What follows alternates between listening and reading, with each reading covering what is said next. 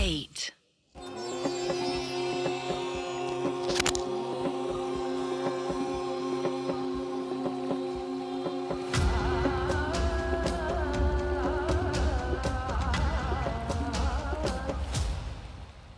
कुंभ मेला से रिलेटेड सबसे basic yet essential questions ये हैं कि कुंभ मेला कब और कहाँ होगा, ये डिसाइड कैसे होता है। इस साल का कुंभ मेला क्यों हो रहा है प्रयागराज में और क्यों कहते हैं इसे महाकुंभ मेला। स्टार्ट ही करते हैं एक माइथोलॉजिकल कहानी से। सीन वही है, समुद्र मंथन का, लेकिन स्टोरी थोड़ी अलग है। जब देवदास और असुरास ने समुद्र मंथन किया तब उन्हें बहुत सारी अनमोल चीजें मिलती गई, पर जो सबसे खास चीज थी वो थी अमृत का कुंभ, एक पिक्चर जिसमें अमर होने का एलिक्सियर था। जब धन्वंतरी, जो आयुर्वेदा के देवता माने जाते हैं, समुद्र से निकले, उनके हाथों में अमृत का कुंभ था। और समस्या ये थी कि अगर ये कुंभ असुरास के हाथ लग जाता तो वो और शक्तिशाली बन जाते और असुर राज करते। इसीलिए देवताओं ने एक प्लान बनाया। इंद्र के बेटे जयंत को यह जिम्मेदारी दी गई कि वो कुंभ को असुरों से बचाकर ले जाए। जयंत बिना टाइम वेस्ट किए कुंभ लेकर भाग निकला, लेकिन कुंभ को सुरक्षित रखना इतना भी आसान नहीं था, क्योंकि असुरों ने उनका पीछा करना शुरू कर दिया था। जयंत की मदद के लिए कुछ प्लैनेटरी शक्तियां भी साथ चली, जैसे सन यानी सूर्य देव ने अमृत का कुंभ टूट ना जाए इसका ध्यान रखा। मून यानी चंद्र ने अमृत कहीं गिर ना जाए इसका ध्यान रखा, और जुपिटर यानी बृहस्पति ने असुरों को कुंभ से दूर रखा।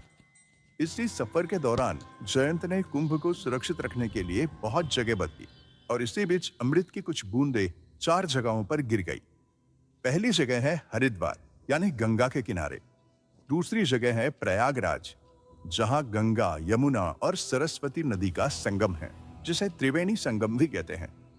तीसरी जगह है उज्जैन, शिप्रा नदी के तट पर, और चौथी जगह है नासिक, त्र्यंबकेश्वर, गोदावरी नदी के पास। इन 4 जगहों पर अमृत के गिरने की वजह से ये पावन स्थान बन गए, और यहाँ हर 12 साल में कुंभ मेला मनाया जाता है। इन्हीं 4 जगहों पर मेला क्यों मनाया जाता है, इसकी कहानी ये थी। अब 12 साल सन, मून एंड जुपिटर, इनकी एस्ट्रोनॉमिकल प्लेसमेंट से ही कुंभ कब कहाँ होगा ये डिसाइड किया जाता है। पहले बात करते हैं 12 सालों की। कुंभ की सुरक्षा के लिए जयंत लगातार 12 दिन तक भाग रहा था। अब इंटरेस्टिंग बात यह है कि जो एक दिन देवताओं के लिए होता है, वो ह्यूमंस के लिए भूलोक में 1 साल के बराबर होता है। इसी कैलकुलेशन के आधार पर जयंत के 12 दिन का सफर ह्यूमंस के लिए 12 सालों का टाइम स्पैन बन गया। इसीलिए पूर्ण कुंभ मेला 12 सालों में एक बार होता है। अब बात करते हैं प्लैनेटरी अलाइनमेंट्स एंड लोकेशन की। As we all know, Jupiter, sun and moon की प्लेसमेंट्स देखी जाती है। ये तीनों ग्रह मिलकर कुंभ पर्व एग्जैक्टली कहाँ होगा ये डिसाइड करते हैं।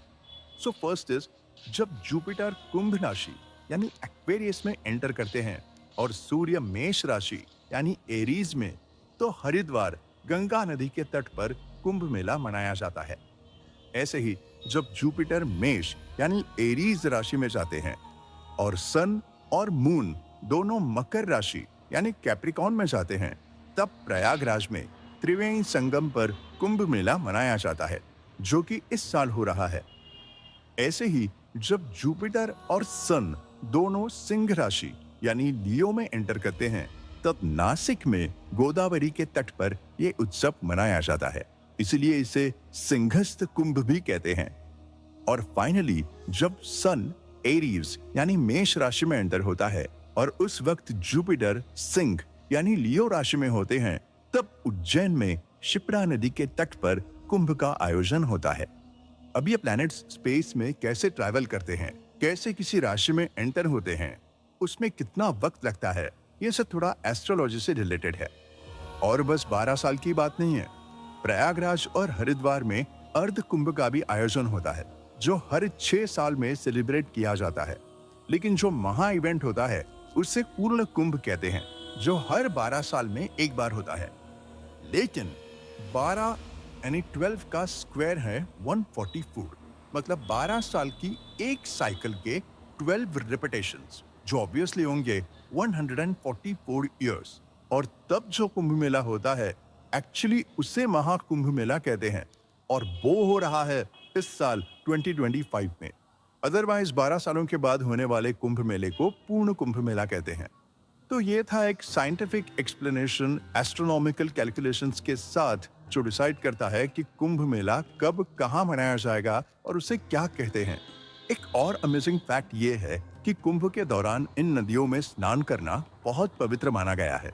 लोग मानते हैं कि पवित्र नदियों में एक स्पेसिफिक समय पर स्नान करने से उनके पाप धुल जाते हैं और उन्हें पुण्य मिलता है।